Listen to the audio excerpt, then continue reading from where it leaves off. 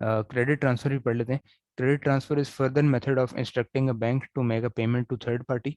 This is usually done by customer filling out a credit transfer form in favour of the third party.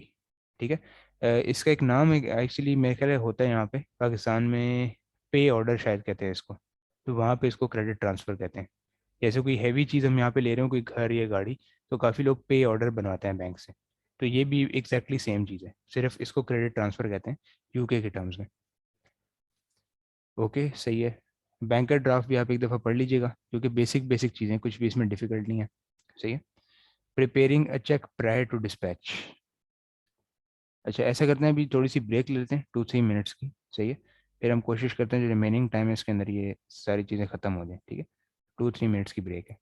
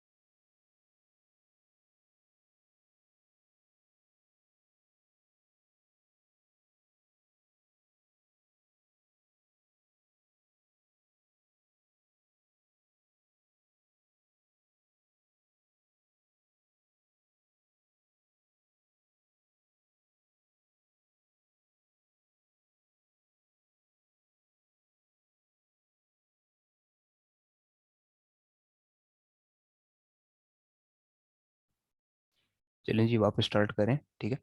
अच्छा, अब next topic पढ़ लेते हैं। Preparing a cheque prior to dispatch. ठीक है, मतलब कि ये चेक को हमने किस तरह प्रिपेयर करना है डिस्पैच करने से पहले। डिस्पैच कहीं भी हो सकता है, किसी सप्लायर को देना है या फिर कैश करवाना है। ठीक है। The cheque must be correctly dated with today's date. Date उस पर सही होनी चाहिए। पोस्ट डेटेड चेक जो है वो वैलिड नहीं होगा ऑब्वियसली। 6 मंथ्स के अंदर अंदर ही उसको रहना चाहिए, जैसे ऊपर मैंने आपको रूल बताया।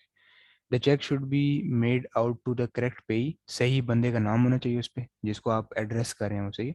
When a check is drawn up, not only must it be the correct amount, but monetary amount in numbers must agree with the amount stated in words. जो आपने words में लिखी है वही आपकी न्यूमेरिकल नंबर से agree करनी चाहिए, क्योंकि दोनों चीज़ें उस पर लिखते हैं हम लोग।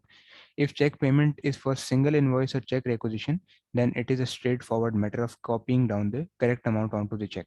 ठीक है, ये तो बेसिक बातें। तो ये सारी चीज़ें आपने इंश्योर करनी है कि चेक में सही लिखी हों। सही है। ये भी एग्जांपल है, ज़्यादा नेसेसरी नहीं है। जैसे इसमें अमाउंट्स लिखी हुई हैं और इसका सोल्यूशन यहाँ पे किया हुआ है। चेक बनाया हुआ है, ठीक है, ये देखें, टोटल अमाउंट 843.86 है, तो ये आपको ये कभी भी बनाने को नहीं आएगा, सही है, जस्ट समझाने के लिए बताया हुआ है यहाँ पे। ओके। अच्छा,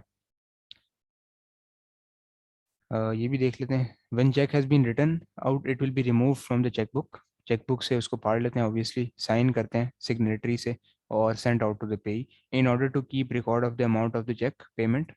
द काउंटर फॉइल होता है, आपने चेक बुक में देखा होगा, जब चेक हम फाड़ लेते हैं तो छोटा सा पेज उस साइड पे रह जाता है अभी, उस पे हम अपने लिए डिटेल्स लिखते हैं ताकि हमारी जो है वो रिकन्सिलिएशन में आसानी हो जाए, ठीक है, बैंक में जो भी हम करते हैं।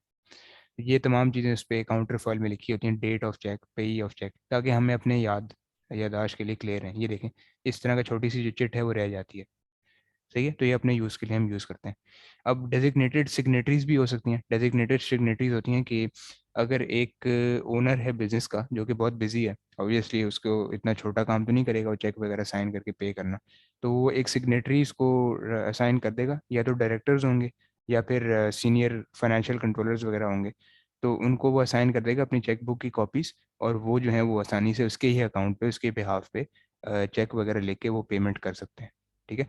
तो डिफरेंट सिग्नेटरीज हो सकती हैं, अमाउंट्स भी सेट कर देते हैं, जैसे अगर 5,000 तक अमाउंट है तो एक डायरेक्टर करेगा, 5,000 से 10,000 अमाउंट है तो दो डायरेक्टर करेंगे। ऑब्वियसली जितनी अमाउंट बढ़ती जाती है उतना ही रिस्क बढ़ता जाता है ना मटीरियलिटी का, तो इसीलिए जो पर्सनस हैं वो भी पोजीशन में सीनियर होते जाते हैं जिन्होंने साइन करना होता है, ठीक है जी। ओके, अब ये भी आई वुड रिकमेंड आप इसको एक दफ़ा पूरे को फुल खुद पढ़ लें, जो टॉपिक 5 है पूरा, क्योंकि इसमें बेसिक बातें, इसका कोई फ़ायदा नहीं है डिस्कस करने को, आपको पता है आजकल सारी चीज़ें ये यूज़ होती हैं, कॉन्टैक्टलेस पेमेंट, गूगल पे, एप्पल पे, डेबिट कार्ड, क्रेडिट कार्ड, ये भी आपने खुद पढ़ना है, सारी यहाँ पे थ्योरी है, कुछ भी कैलकुलेशन है समझने वाला नहीं है, ठीक है, तो ये आपने पढ़ लेना है एक दफ़ा बुक से। अब इस पे आते हैं ऑटोमेटेड बैंक पेमेंट्स, सही है, बैक्स पेमेंट जो मैं आपको बता रहा था, जो बैंक ऑटोमेटेड क्लियरिंग सिस्टम होता है, सही है, it stands for Bank Automated Clearing System. It is a system for making payments between bank accounts of different banks that reduces the amount of paperwork. तो बेसिकली ये वही चीज़ है, हम पाकिस्तान में इसको कहते हैं IBFT। IBFT मतलब इंटर बैंक फंड ट्रांसफ़र, हम मोबाइल पे जाते हैं ना, तो मोबाइल ऐप खोलते हैं बैंक की, तो किसी भी बैंक में हम इजीली ट्रांसफ़र कर सकते हैं, ठीक है, ज़रूरी नहीं है वो सेम बैंक हो। तो ये वही चीज़ है बेसिकली, सबके लिए यूज़ हो सकता है, डायरेक्ट डेबिट के लिए भी, स्टैंडिंग ऑर्डर के लिए भी, ठीक है, सैलरी पेमेंट्स के लिए भी, तमाम चीज़ों के लिए यूज़ हो सकता है। यहाँ पे भी आप देख सकते हैं, ये कोई पेमेंट लिस्टिंग है, ये भी रेलिवेंट नहीं है सिलेबस के लिए, जस्ट समझाने के लिए बताया हुआ है। Unusual feature of receipt and payment, ये भी देख लेते हैं। A cheque might be incorrectly completed, ये बेसिकली मसले बता रहे हैं कि क्या मसले हो सकते हैं बैंकिंग के अंदर, सही है। When payments by check are received through the post, the account section should make sure that check has been correctly prepared. If check has been incorrectly completed, it should be sent back to the customer. कुछ कुछ customer जो हैं वो गलत checks भी हमें भेज देते हैं और वो बाय पोस्ट भेजते हैं, तो उसमें 3-4 दिन आने में लगते हैं, सही है, तो उनको हमें पहले ही बता देना चाहिए कि चेक बिल्कुल सही आना चाहिए ताकि टाइम ना वेस्ट हो। फिर आउट ऑफ डेट चेक्स भी होते हैं, अगेन वही वाला मसला कि 6 मंथ्स वाली बाद वाली डेट लिखी होती है काफ़ी चेक्स के अंदर, सही। फिर क्रेडिट कार्ड लिमिट्स एक्सीडेड, अगर वो क्रेडिट कार्ड से पेमेंट करें तो क्रेडिट कार्ड में आपको होता है लिमिट होती है ना, डेबिट कार्ड तो नॉर्मल बैंक बैलेंस के उससे चलता है, क्रेडिट कार्ड क्या होता है, वो एक बेसिकली लोन हम ले लेते हैं बैंक से, इतनी अमाउंट एग्री कर लेते हैं, उस पर फिर इंटरेस्ट हमें लगता है, सही है, तो उसकी लिमिट भी एक्सीड कर जाती है, जब लिमिट एक्सीड करेगी तो पेमेंट प्रोसीड नहीं होगी obviously. A payment disagrees with supporting documentation. A customer might pay an invoice but send in a payment for the wrong amount. Checking the amount of the payment against the invoice or customer will reveal the mistake. So obviously again customer जो है वो गलत amount भी हमें भेज सकता है, हमने उससे $500 मांगे हो, उसने हमें सिर्फ $50 गलती से पे कर दिए, ठीक है। The customer might claim settlement discount but calculate the discount incorrectly, ये डिस्काउंट्स हमने समझे थे, तो हो सकता है हमने उसको 5% का डिस्काउंट दिया हो लेकिन एक्चुअली इसने 50% समझ लिया उसको, ठीक है।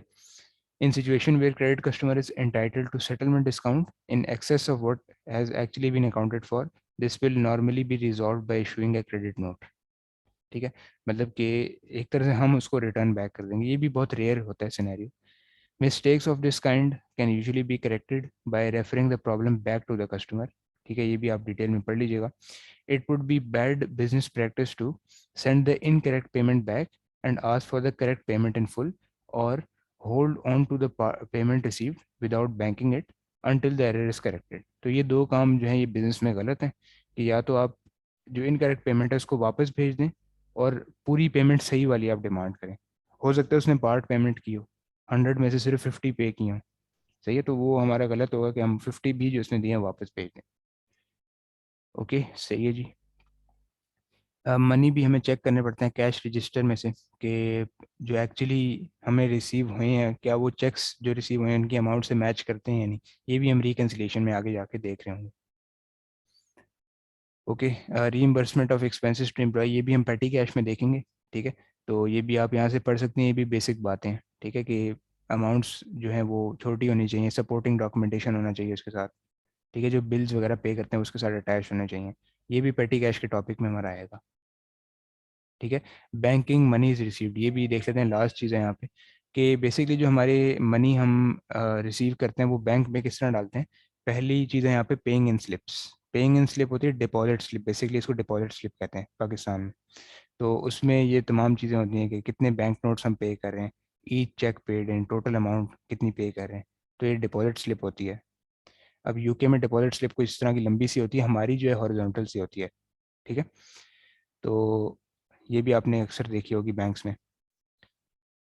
Paying notes and coins and cheque into a bank account, count the notes and coins correctly, ये बेसिकली इंस्ट्रक्शंस दे रहे हैं कि आपने अमाउंट्स को सही काउंट करना है। Write cheque details on the bank of paying in slip. ठीक है, total of the cheque payments and enter the this amount on the front side of the paying in slip. ठीक है, तो ये भी अगेन टोटल करने का हमें तरीका बता रहे हैं। ये भी ज़्यादा आपको एमसीक्यूज में नहीं आएगा, जस्ट यहाँ भी इसकी इरेलीवेंट इन्फॉर्मेशन है जो कि इसने बहुत ज़्यादा डिस्कस की हुई है। Checking paying in slip against relevant documentation, तो पेइंग इन स्लिप जो है documents the actual amount of cash cheques and credit card vouchers being paid into the bank account. Any discrepancy between the actual amounts of cash checks and credit card voucher paid in and documented amounts on paying in slip should be picked up by the bank. तो obviously bank को भी reconcile करना पड़ता है कि क्या ये slip सही रिकॉर्ड हो रही हैं या नहीं हो रही। ठीक है, the individual and totals of cheques that are entered, again ये भी बेसिक बातें, इनको भी डिस्कस करने का कोई फ़ायदा नहीं है। मैं आगे चलता हूँ। बैंकिंग क्रेडिट कार्ड पेमेंट्स, ये भी आप एक दफ़ा रीड आउट कर लीजिएगा, सही है, क्योंकि FA1 के पूरे सिलेबस के अंदर सिर्फ यही एक वाहिद टॉपिक है जो कि पूरा थ्योरेटिकल है, बहुत लंबा है, जिसमें बेसिक बेसिक बातें हैं कि कैश को किस तरह हैंडल करना है, किस तरह डिपॉजिट करना है। सही है, ये आई थिंक इसके अंदर लास्ट टॉपिक है, ये देखते हैं। When to pay money into the bank, it is not always possible to bank money received on the same day. However, unless only small amounts are involved, the aim should be to bank payments received as soon as possible. तो obviously bank में जो पैसे हैं वो जल्दी से जल्दी डालने चाहिए। कैश को बिजनेस फैक्ट्री या फिर बिजनेस प्रेमिसेस में रखना एक बहुत बड़ा रिस्क है, क्योंकि वो चोरी भी हो सकते हैं obviously. If payments are not banked there is a constant risk of theft, ये चीज़ मैंने आपको भी बताई है। Paying money into the bank as soon as possible helps to keep the bank overdraft lower. Obviously कुछ बिजनेसेस ने overdraft facility ली होती है माइनस में जिनका बैलेंस होता है, तो अगर हम फ्रीक्वेंटली पे करते रहेंगे जो कैश है बैंक में, तो इसलिए हमें इंटरेस्ट भी ज़्यादा नहीं पड़ेगा और ओवरड्राफ्ट की भी अमाउंट कम रहेगी, मतलब पॉजिटिव बैलेंस ज़्यादातर हमारा रहेगा। ओके, अच्छा, सिक्योरिटी मेजर्स देख लेते हैं। If lot of money is kept in office overnight it should be kept in a safe, किसी लॉकर में या फिर लॉक्ड वाले डेस्क ड्रॉर में रखना चाहिए, ऐसे ही खुला नहीं पड़ा होना चाहिए कैश। ठीक है, notes and coin should never be left lying around on desktops और इन अनलॉक्ड ड्रॉर्स, ऑब्वियसली आपने किसी ड्रॉर को खुला नहीं छोड़ना।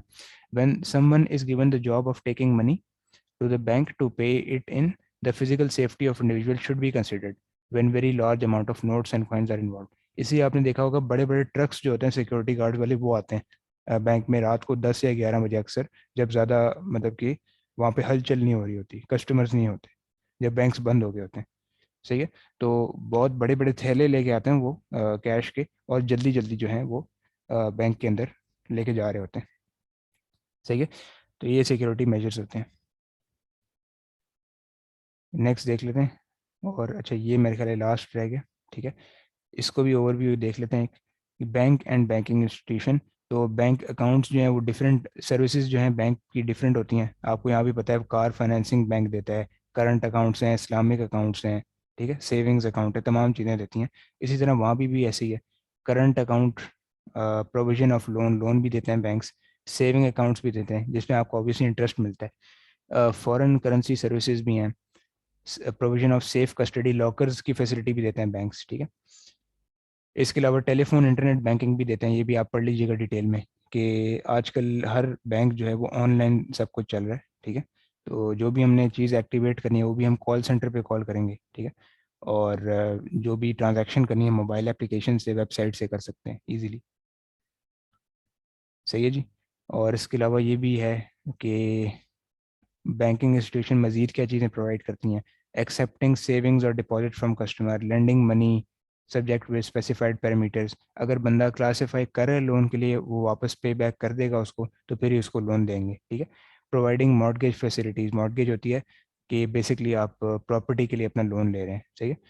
Providing leasing and hire purchase facility, providing factoring and invoice discounting. Factoring होती है कि ये आगे जाके आप पेपर्स में पढ़ेंगी, बट इसमें ये होता है कि बिजनेस जो है वो फैक्टरिंग तब लेता है जब उसके रिसीवर्स जो है वो पैसा देते ही नहीं है, बहुत ढीठ रिसीवर्स होते हैं उसके, सही है। तो उनको चेज करना ऑब्वियसली बिजनेस का काम तो नहीं होता, उसमें बंदे काफ़ी लगाना पड़ते हैं। तो फैक्टरिंग क्या होता है, फैक्टरिंग में बैंक क्या करता है कि आपको वो जो रिसीवर्स पे नहीं कर रहे होते वो अपने से खुद ही से कैश दे देता है, और बैंक का काम होता है कि उन रिसीवर्स के पीछे चेज करे, क्योंकि बैंक इस चीज़ में काफ़ी एक्सपर्ट होता है, ठीक है। तो काफ़ी चीज़ें जो एक्सपर्ट्स कर सकते हैं वो हमें आउटसोर्स बिजनेस की दुनिया में करनी पड़ती हैं नेचुरली। सही है जी, ठीक है। और इसी तरह हमारा ये चैप्टर ख़त्म होता है, और काफ़ी लंबा चैप्टर था, बट काफ़ी थ्योरी वाली डिटेल्स थी इसमें, और काफ़ी थ्योरेटिकल मोस्टली ये चैप्टर था। जो भी चीज़ें हमारी रह गई हैं, जैसे वो कॉन्टैक्टलेस पेमेंट्स वगैरह, वो आपने एक दफ़ा गो थ्रू कर लेना है इसको, ठीक है। एग्ज़ाम में जो है इसका बहुत थोड़ी वेटेज है, ज़्यादा नहीं है, आपने ऐसा नहीं समझना कि एग्ज़ाम में सारी यही चीज़ें आएंगी, सही है। और इसके अलावा फिर ऐसा करेंगे कि नेक्स्ट क्लास कल रखेंगे,